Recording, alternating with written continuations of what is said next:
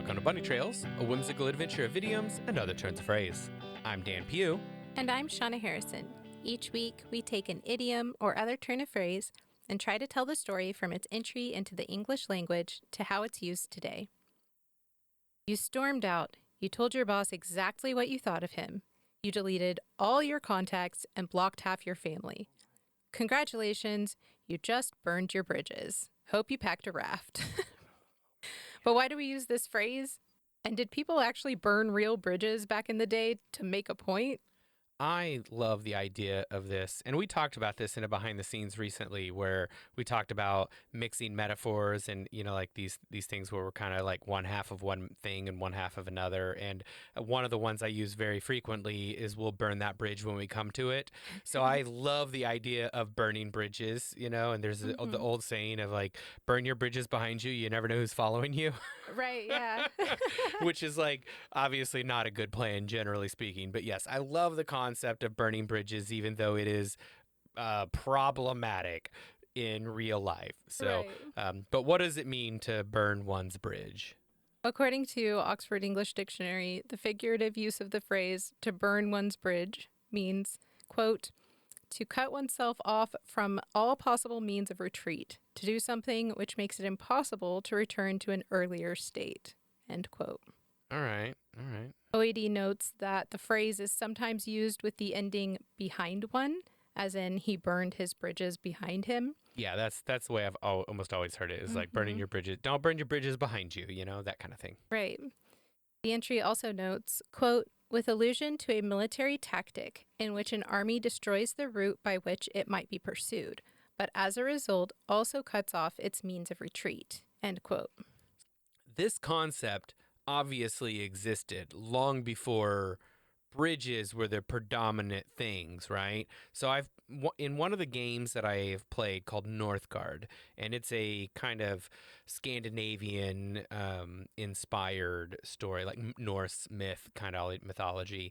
And one of the things they do when they get to an island to prevent anyone from running is to burn all of the ways they got there, right? The boats and the other stuff. So I know this had to be here from before that. So I'm sure you have looked at this. Are there anything that talk about something else besides bridges? Yes, there are. And in fact, here is the entry from the Oxford English Dictionary. Quote, to burn one's boats, to cut oneself off from all chance of retreat, to burn the Thames, to perform some startling prodigy, set the Thames on fire, to burn the mill, in allusion to letting the millstones become red hot by friction from want of grist, end quote. That is amazing. So I was thinking about burning boats, right? Right. And because it kind of came up in that game, but I've not ever heard to burn the Thames, like the river in London. That makes sense, I guess, in some sort of a thing, like you burn the river behind you. Although I can tell you, if you can set your river on fire, something is horribly wrong. There's something wrong with the river. Yes, but there's rivers in the United States that we have had that problem with, so I can't make claims to what England was doing back in the day. But and also I've never heard the burn the mill. That's an interesting thing, but it does make sense now when you say about them becoming red hot with friction, because they don't have enough stuff to help lubricate it as they're milling about. Interesting. I didn't do that on purpose, but I will pretend like I did, everyone. Ha ha, I'm punny. Well, and so the problem with the mills is that then they aren't usable for a long time, right? They have to cool down and essentially be like you would with a cast iron skillet. They'd have to be like re-seasoned in effect, and might even be ruined or could be broken by that process. So, that is interesting. Yeah. So the phrase "burn one's boats" is often attributed to military strategies where leaders eliminated the possibility of retreat to compel their troops to advance. Notable instances include Tariq ibn Ziyad in 711 CE. Upon landing in Gibraltar during the conquest of Andalusia, now known as Spain, Tariq reportedly ordered his ships burned, telling his troops that the sea is behind them and before them the enemy. Hernan Cortez in 1519 While commonly believed that Cortez burned his ships to prevent retreat during the conquest of Mexico, historical accounts suggest that he scuttled or dismantled them instead. Okay, yes. So, and I guess I should say this: when in Northgard, they didn't really burn them; they took them apart to help build what they were like, whatever their townhouse will be, Right, like they right? used them for, Yeah. yeah. So they just recycled the wood, right? But now Mhm. you have no means of retreat either. There are other historical tales of boats being burned, and while this just does involve strong symbolism of a point of no return, burning boats focuses on a leader's resolve to eliminate retreat. And today, mentioning plans of burning boats typically still refers to a decisive or aggressive action that eliminates any options except success in a given challenge. Not true. It also keeps utter failure alive. Okay. As we learned from the Mythbusters, failure is always an option, no matter how many times leaders will tell you it's not. It is always an option. You just True. don't want to accept it. And when you fail to accept that failure is a potential outcome, then you fail to plan for how to deal with it when things go wrong. So in this case, burning boats typically is going to refer to whether it's an individual leader or a group of people who have Sure. essentially decided not to even consider failure. They have Right. decided that they will only focus on the option of success, like success or death kind of thing Sure. here. Yeah. All right then. So, meanwhile, discussing burning bridges today often reflects personal decisions. Like it's a reflection on that as opposed to these like ideas of only success, success or Right. die. And it's like this severing of ties to the past. It didn't start out that way, but we are going to focus on the bridges for this episode. One of the earliest recorded uses of the phrase burn one's bridges comes from a letter dated 18 July 1745 by the Duke of Newcastle, found in the work Correspondence of Dukes of Richmond and Newcastle. Quote, "The Prince of Conti has certainly passed the Rhine, with his whole army burnt his bridge." End quote. So here the phrase is used quite literally, describing a military tactic where an army destroys its own bridges after crossing a river, cutting off any chance of retreat and committing fully to the campaign ahead. This literal military act is the root of the phrase's later figurative meaning of making a decision so decisive that there's no turning back. So this is where it's at that same meaning as burning one's boats. A more figurative use of the phrase, though, appears in 1892 in Mark Twain's novel The American Claimant. Quote, "The young Lord Berkeley, with the fresh air of freedom in his nostrils, was feeling invincibly strong for his new career. And yet, if the fight should prove a very hard one at first, very discouraging, very taxing on untoughened moral sinews, he might in some weak moment want to retreat. Not likely, of course, but possibly that might happen.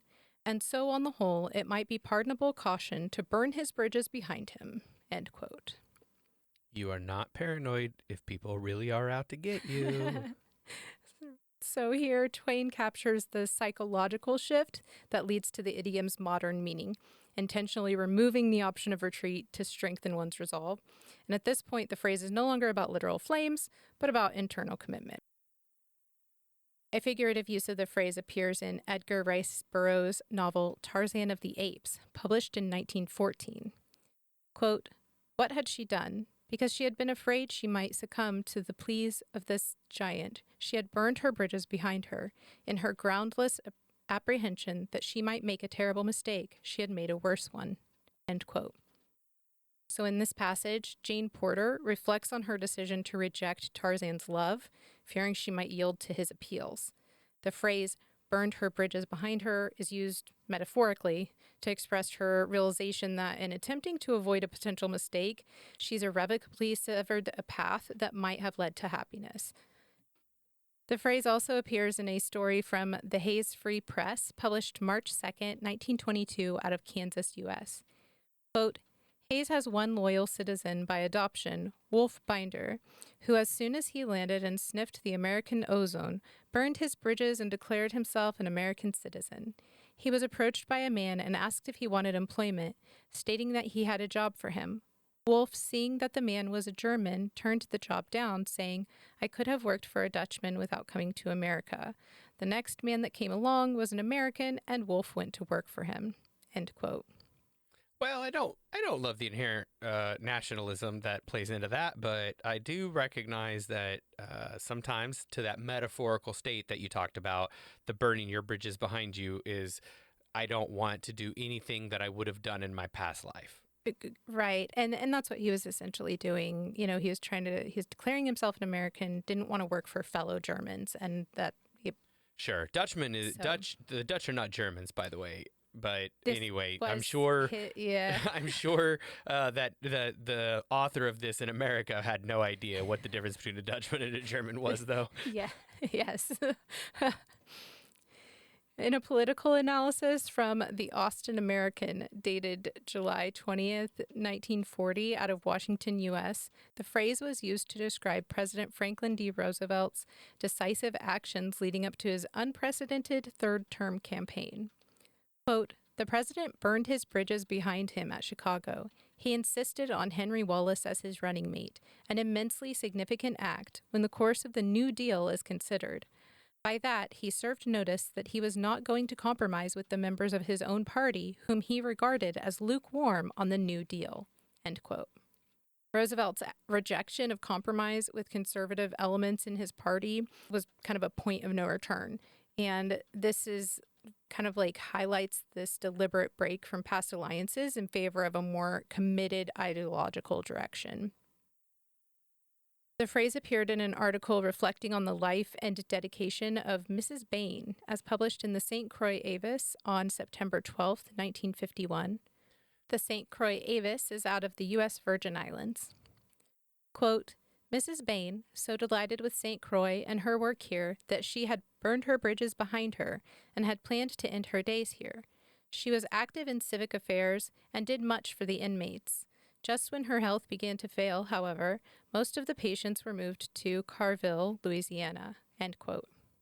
In this instance, the phrase captures a deep personal commitment, choosing to fully invest in a new chapter of life with no intent of return.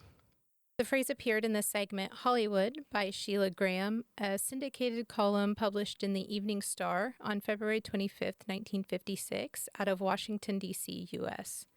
Quote, "I hope Gloria Graham has not burned her bridges behind her. She's too good an actress to stay away from Hollywood movie making. I'd like to see Evelyn Keyes come back once in a while to make a picture. She'd rather marry Mike Todd, who says he doesn't want to marry again." End quote. So by this point, we're seeing that the phrase made a full transition into popular idiom. It was applied to personal and career decisions in a figurative sense, where leaving something behind might risk losing a chance to return. And it's not talking about a battle at all.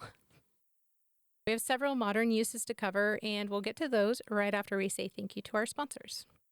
This episode is sponsored by our amazing patrons on Patreon. And the cool thing about Patreon is it is 100% free to join the Bunny Trails community. We have new things every weekday on the feeds. On Mondays, we have a conversation about what movies, shows, books, podcasts, and whatever else everyone is enjoying. Tuesdays see early access to the week's podcast. Wednesdays have all the links, books, songs, and other content mentioned in the week's episode. Thursday has patrons-only polls.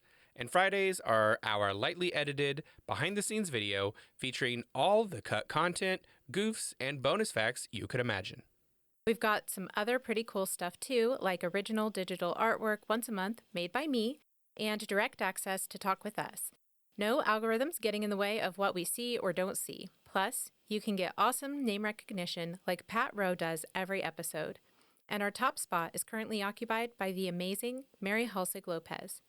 You can join the Bunny Trails community for free at Bunny Trails Pod on Patreon. That's patreon.com/bunnytrailspod. This is a very popular phrase for song titles, which makes sense, I guess. So we'll have a few more than we typically would in our modern examples. In the 1970 film Kelly's Heroes, Clint Eastwood leads a ragtag group of soldiers on a gold heist behind enemy lines. But the movie's theme song adds an unexpectedly melancholy layer. Burning Bridges by the Mike Curb Congregation plays over the opening and closing credits. Its tone is wistful rather than triumphant. Here are some of the lyrics. Quote, all the burning bridges that have fallen after me, all the lonely feelings and the burning memories. Everyone I left behind each time I closed the door, burning bridges lost forevermore. End quote. Mm. Yeah, that does. That is I think that lays over the concept that maybe this won't be successful. Yeah, so Kelly's Heroes is like a film that kind of blends comedy and cynicism and action all in one. And the song serves as sort of like a surprising emotional counterpoint, to that. So it does. It shares the idea that even as we charge ahead, some part of us remains haunted by what it took to get there. While Kelly's Heroes gave us a punchy, ironic take on the phrase, Pink Floyd took Burning Bridges in a completely different direction. Classic Pink Floyd. The song appears on Obscured by Clouds, their seventh studio album, which was released in June 1972. Note that's 2 years after Kelly's Heroes. They feel like different eras to me, but the song is dreamy and meditative, and here are some of those lyrics. Quote, bridges burning gladly, merging with the shadows, flickering between the lines, stolen moments floating softly on the air, borne on wings of fire and climbing higher. End quote. While they're abstract, the lyrics suggest a kind of peaceful surrender or transition, burning bridges not out of rage or finality, but as a quiet acceptance of change. It's a gentler, more introspective side of the phrase, not destruction, but closing one chapter to make room for what comes next. In the tech world, public resignations and scorched earth memos have almost become their own genre. One example that stands out is Jamie Sawinski's departure from Netscape in the late 90s, specifically 1999. His memo didn't just announce he was leaving, it explained exactly why, and it stirred up a lot of discussion about burnout and company culture. He burned his bridges on a public platform for the whole world to see. This is very interesting to me because I don't think I know a lot about this, but the fact that we were talking about burnout in corporate culture in 1999 and then in 2020, 2021, we still had not even in the United States figured out the basics of burnout in a corporate culture means either we didn't learn anything or we learned it and we corrected for it and then we failed to understand our historical lessons and fell right back into it again. Right, exactly. Unfortunately. We're going to take a closer look at the resignation and what made it so memorable in our behind the scenes episode, which airs every Friday on Patreon. Check it out at patreon.com/bunnytrailspod. In One Republic's 2013 song Burning Bridges from the album Native, the phrase takes on a more personal, emotional weight, focusing not on strategy or finality, but on the ache of watching something meaningful fall apart. Here are some of the lyrics. Quote, you and I were meant to be, ain't no doubt about it. No way to hide that sort of thing. Now I'm letting go of you. And it's the hardest thing to do. Because someone in your life shouldn't have to feel this broken. End quote. The song's refrain of stop burning bridges one by one, it kind of reframes the idiom as a plea instead of a declaration. Rather than celebrating the act of cutting ties, the lyrics explore the aftermath, the wreckage, the regret, and the silence that follows. The song really focuses on the emotional cost of severing connections. Burning Bridges is a painting by Adrian Jones, uploaded in July 2015 to Fine Art America. It shows a close-up of 1 foot mid-step, walking across a small bridge. The person is wearing dress pants and a polished shoe, definite business attire vibes. Just behind the foot, the bridge is on fire. The image doesn't show the full person, just the bottom of one leg as it moves forward. The flames behind make it clear. The step has been taken, and there's no going back. The Painting connects very clearly to the phrase burning bridges. It captures the idea of moving forward while leaving something behind, intentionally or not, with no easy way to return. The phrase finds a modern pop anthem in Sigrid's 2021 song Burning Bridges, which was released as a single ahead of her second album, How to Let Go.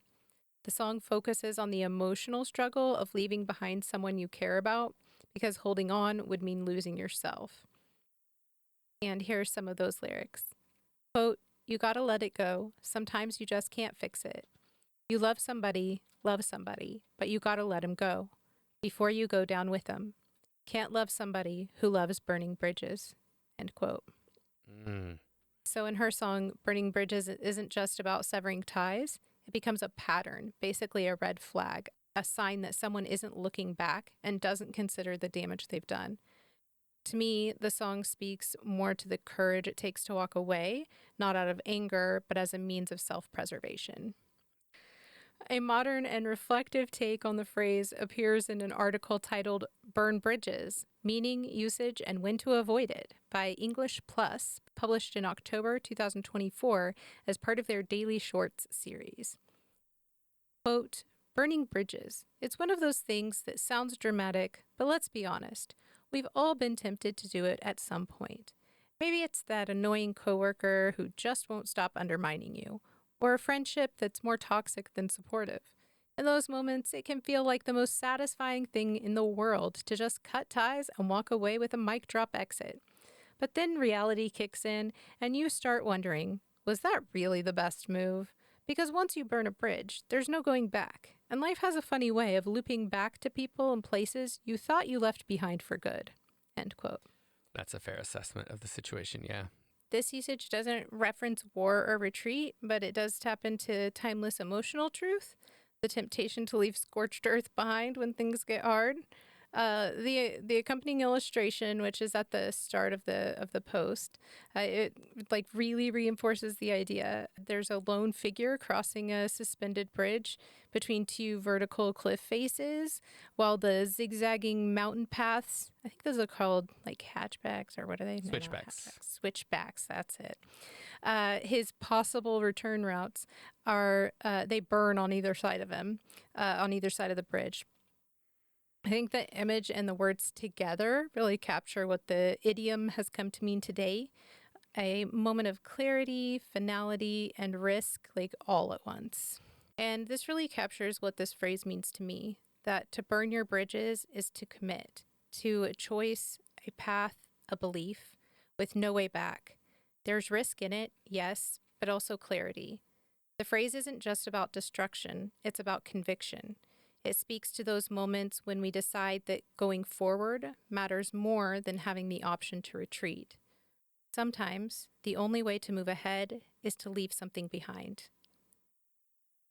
That's all we have for today. If you have any thoughts on the show or pop culture references we should have included, reach out to us on Patreon, patreon.com/bunnytrailspod, or comment on our website, bunnytrailspod.com.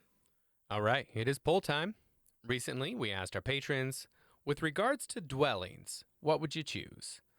Now, this came up because of an article from Rocket Mortgage talking about the pros and cons for different kinds of homes. So in our poll, single-family homes came in first, with townhomes in second, condos in third, and co-ops in fourth. And in case you've never heard of a co-op, here's a description from that same Rocket Mortgage article.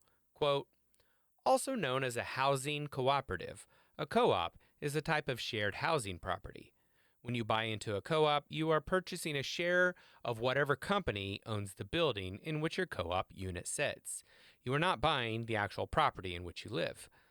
Once the rest of the co-op members accept your offer to buy shares, you'll move in and gain a vote on how common spaces are maintained, and you'll also split the cost of maintenance, repairs, and other fees with your fellow co-op members." End quote.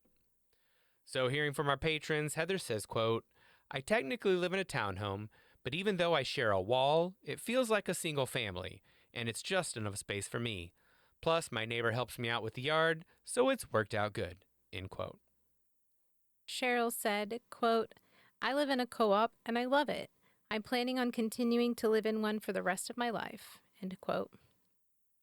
And Alan adds, quote, I said single family because I'm a music teacher and I want a home that I can teach out of someday.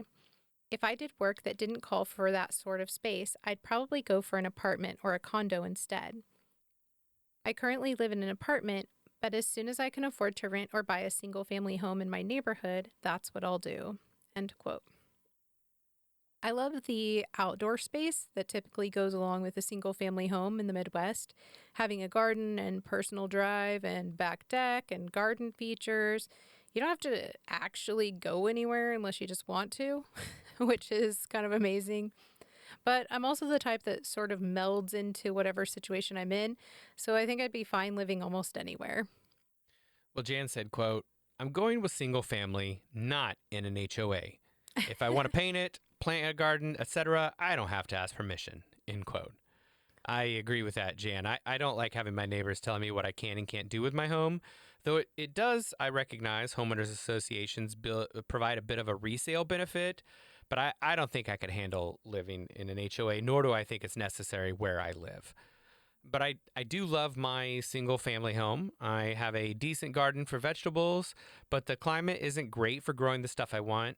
I think what I'd really like is to own maybe a single family home or potentially a condo or something in the tropics with a small amount of land where I can have fruit trees and vegetables and such. And I'd be okay if I just had like a little plot, that was mine. And then maybe it's a block or two away from my house, but I lived in like a condo or a co-op or something like that. I'd be okay with that too. I'm less concerned about where I lay my head to sleep and more concerned that I have, because so much of who I am is like maintaining those green spaces and planting the gardens and taking care of things. And it's just so much of what brings me joy that is the thing that I really want to have happen. And if I had to pitch a tent and sleep in my garden every day, I probably could be okay with that as long as it didn't get cold. So I could probably make that work regardless of anything else. So yeah, I think like you said, Shauna, you're capable of melding into whatever situation. I think as long as I had a plot where I could garden and do what I wanted to do with whatever the climate provides, I think Yeah. I could be okay with any sort of thing. But I do really love my single family home that I live in right now. Well, as a reminder, our silly polls mean absolutely nothing and are not scientifically valid. And patrons of all levels, including our free tiers, can take part. Head over to patreon.com/bunnytrailspod to take this week's poll. Thanks for joining us. We'll talk to you again next week. Until then, remember, words belong to their users.